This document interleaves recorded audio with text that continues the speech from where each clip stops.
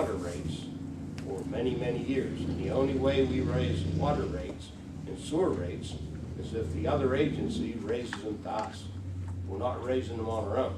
We have accomplished most of what's required by the consent order for the Act 308 sewer project.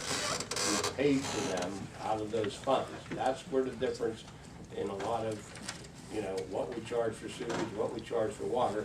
We gotta have a capital fund to pay for these things. You've been in the banking business, you know what I'm talking about. Those are the things that this borough has done in order to keep it solvent and to keep it running. There's some things that everybody might want done, but we take it in a priority order. If it's not a top priority, obviously it can't get done. We went into a very aggressive paving program 5 years ago, and we got probably 80% of the streets done, but the price of oil went sky high in that 5 years, which included us in finishing the project. Part of this money will probably go to finishing that project, and that's where we're at with that. We felt we can't go to a bank because we only get a 10-year window with them. This is an opportunity of a lifetime here to be able to borrow this money for 30 years at this interest rate. It's who's to say we don't go back to the 1970s and 80s where you're 14, 16, 18% interest and you can't afford to do anything. We've tried to manage this with very low debt. We've tried to do it without raising taxes.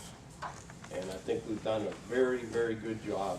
And that's thanks to every member of this council in their area of expertise, their bailiwick, and their committees of sizing up what's needed done in that area, getting it done efficiently, and spending your tax dollars judiciously to accomplish that.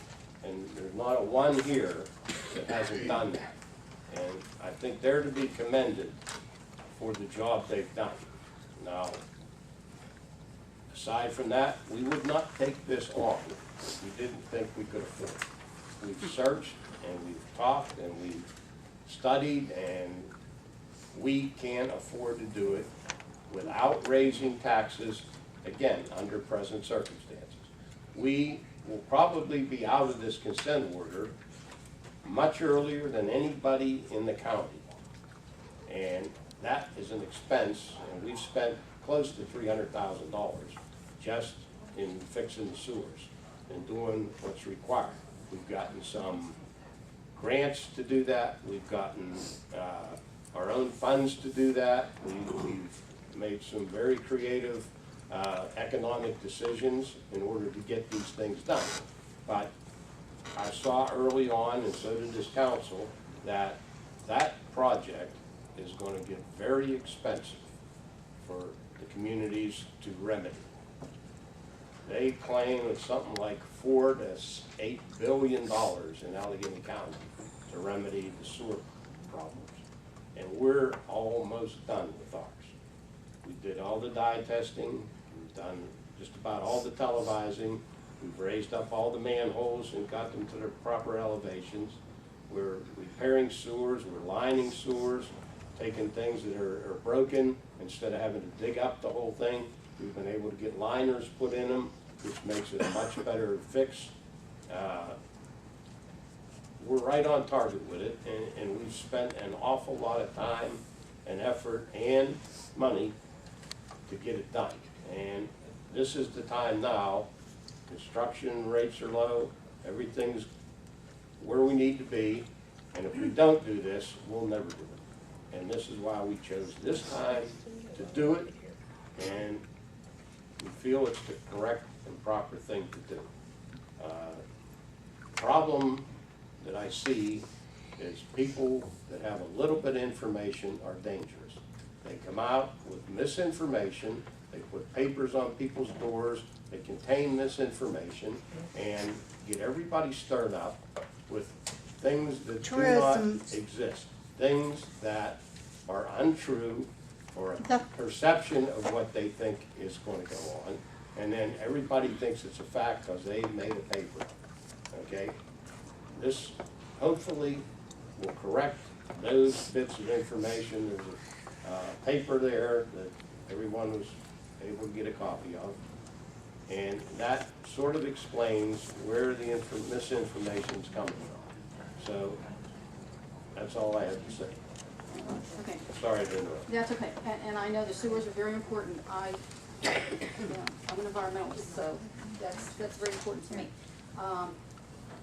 And I think it's also important that, I think the more information that can flow freely between council and residents and business owners, it makes everybody's job a lot easier. And I think if there were maybe a little bit more flow from both sides, that we wouldn't have as much agitation or false information. Well, we are part-time people. I know, We and you are know what? volunteers. I We know do that. not get one nickel for this. I know that. We spend a unbelievable amount of our personal time to do this. I Our appreciate wives that. and husbands and whoever Yes. are, Because we come to occasional meetings, but you spend a lot more time even getting your and stuff ready. I for us to understand. sit there and explain to every resident everything we're going to do, that's why we're elected there. If you don't think we're doing the right thing, then don't elect us anymore. I understand. yes. Okay, so that's where we're at. Okay, one more thing for handicapped people. Only because, I mean, we take for granted that we can walk and hear and talk, and I had a bum foot, I had a bum hand, and now I've lost the hearing in my right ear. So now I'm starting to think that, you appreciate things once you lose them. So, for people who can't make it up here to the meetings until the construction's completed, which is gonna be a while, is there any way, if you think there's gonna be a meeting where a lot of people might wanna attend for something in the future, could we consider having it at maybe Hoboken or St. Edwards? It's, it would cost maybe $50, I think, because, you remember at one of the other church, we could probably have even coffee and tea, and it's wheelchair accessible. So I would ask that we consider having the meetings at the churches if you think there's gonna be a big turnout for anything down the road. We could consider it. Thank you.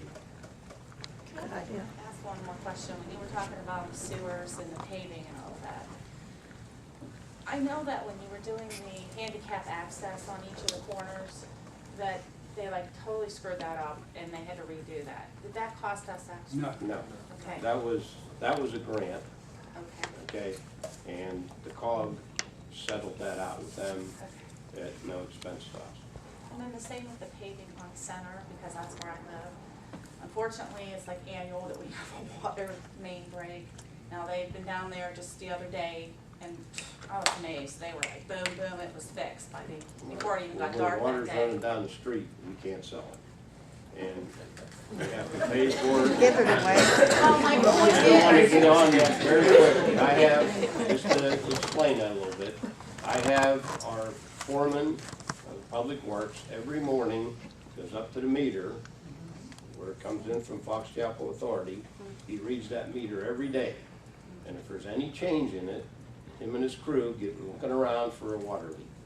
Because we had probably a 28% water loss when we started all this. And we got it down to 4%, which is unheard of in the industry almost. Now, they're on a constant prowl for leaks. And anybody that sees a leak, please let Sherry know so that we can get right on it, because we have to pay for that water and we don't want to see it running down the street.